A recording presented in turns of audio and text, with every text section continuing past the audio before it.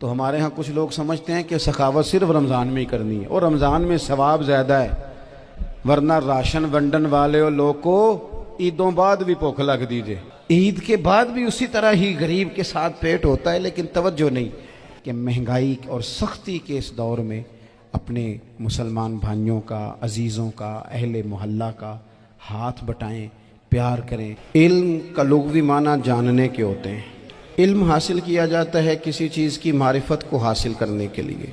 جب ہم کوئی علم حاصل کرتے ہیں تو ہم یہ چاہتے ہیں کہ ہمیں اس چیز کے نفع اور نقصان کا پتہ چل جائے، اور جب ہم دینی علم حاصل کرتے ہیں تو اس کا مقصد یہ ہوتا ہے کہ ہمیں رذائل اور خسائل ان دونوں کی خبر ہو جائے، خیر کیا ہے شر کیا ہے اس میں تمیز کا ملکہ ہمیں نصیب ہو جائے، اچھائی اور برائی کھل کر ہمارے سامنے واضح ہو جائے۔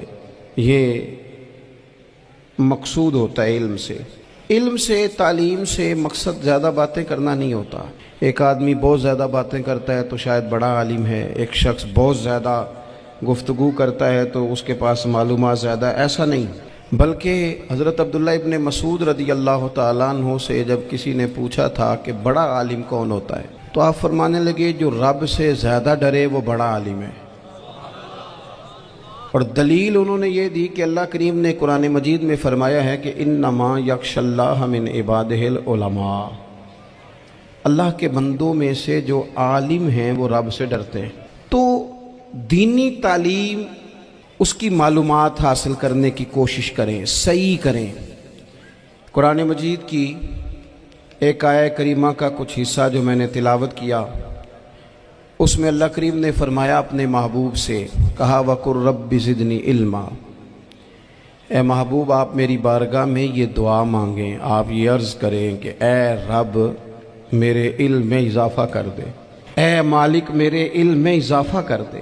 بہت ساری چیزیں ایسی ہوتی ہیں جن کی زیادتی ٹھیک نہیں ہوتی، وہ زیادہ ہو جائیں تو نقصان کرتی ہیں، لیکن علم ایک ایسی چیز ہے کہ جس کے بارے میں رب کریم نے کہا کہ محبوب آپ دعا مانگیں کہ آپ کو زیادہ علم دیا جائے۔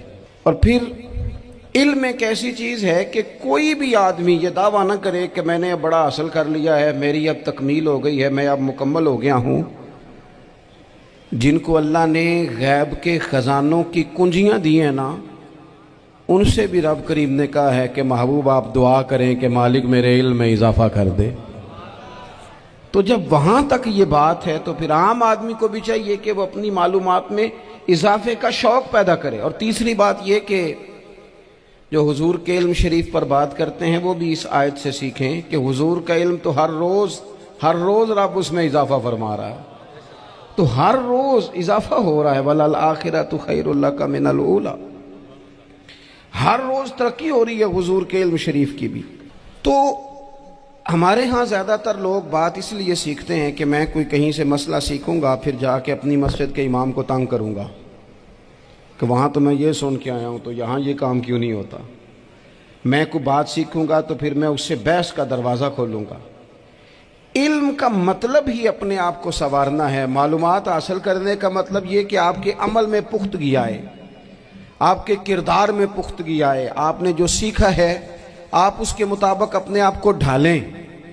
مسلم شریف میں موجود ہے، نبی پاک صلی اللہ علیہ وسلم نے دعا مانگی ہے، اے اللہ میں اس علم سے تیری پناہ مانگتا ہوں جو علم تو ہو پر نفع والا نہ ہو۔ جس بندے کے علم نے اسے نفع نہیں دیا، وہ کچھ سیکھ نہیں سکا اس سے، تو اس کا علم کسی کو کیا نفع دے گا؟ جب خود سے اس نے، اور صوفیہ کرام تو فرماتے ہیں کہ جو لوگ بڑی معلومات حاصل کر لیں، بڑی باتیں سیکھ لیں، پنچایت میں کسی کو بولنے نہ دیں، گھر میں کسی کو بولنے نہ دیں، بہت سارے لوگ تو علماء کو بھی مشورہ دیتے ہیں، بڑی باتیں کرے لیکن عمل کے لحاظ سے بندہ زیرو ہو تو اہل دل فرماتے ہیں اس کی صحبت سے بچو۔